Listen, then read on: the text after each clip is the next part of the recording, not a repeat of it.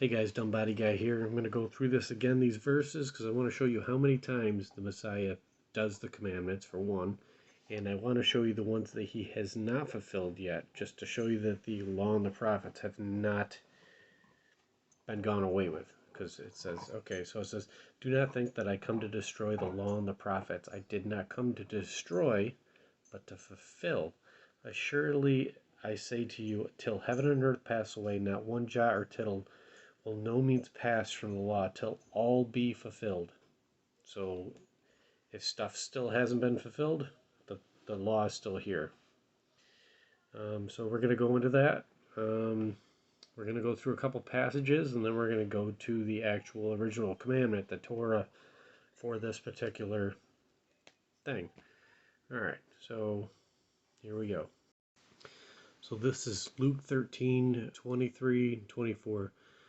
Then one said to him, Lord, are there few that are saved?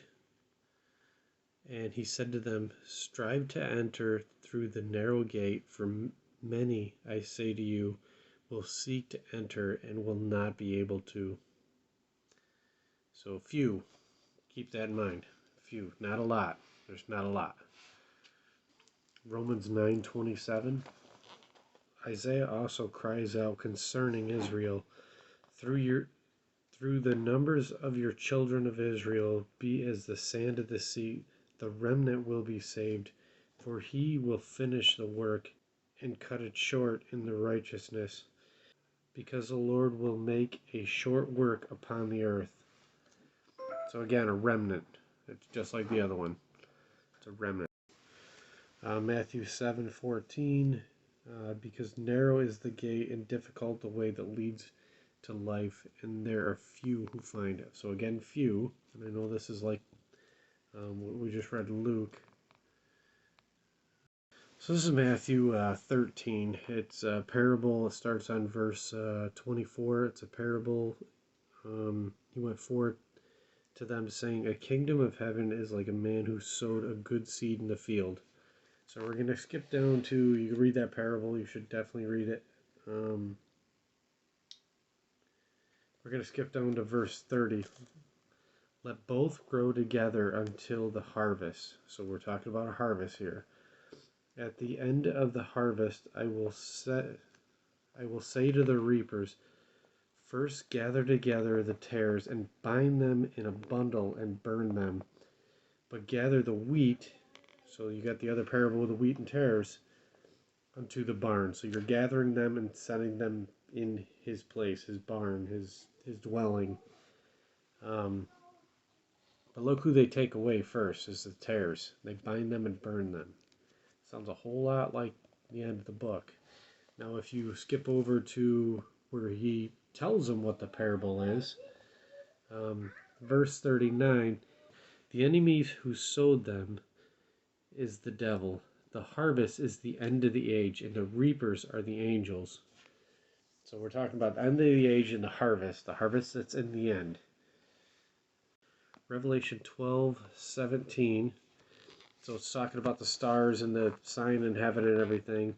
You get to verse 17, and the dragon was enraged with the woman. He went out to make war with the rest, or the remnant of her offspring, who keep the commandments of God and have the testimony of the Messiah. Commandments, testimony of the Messiah.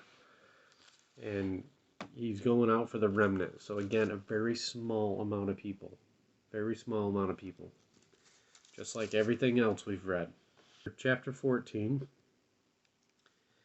in verse 15, and another angel came out of the temple, crying with a loud voice to him that sat on the cloud, thrust in your sickle and reap, for the time has come for you to reap, for the harvest of the earth is ripe. So we have the Messiah going out to harvest. There's not a lot of people left. Now, what's the commandment? Because he has to fulfill all the commandments. Well, let's go back to Leviticus 19. All the way back. We got to fulfill all of the Most High commandments. So Leviticus 19 starts out, and the Lord spake to Moses, saying, Speak to the congregation of the children of Israel, and say to them, You shall be holy, for I am your God. For I, the Lord your God, am holy.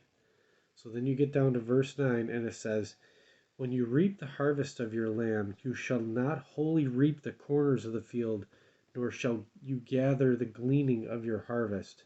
And you shall not glean your vineyard, nor shall you gather every grape of your vineyard. You shall leave them for the poor and the stranger, for I am your Lord your God. Leviticus 23, verse 22. When you reap the harvest of your land, you shall not wholly reap the corners of the field. When you reap, nor shall you gather any gleaning from your harvest.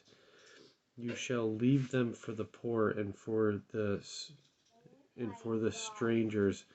I am the Lord your God.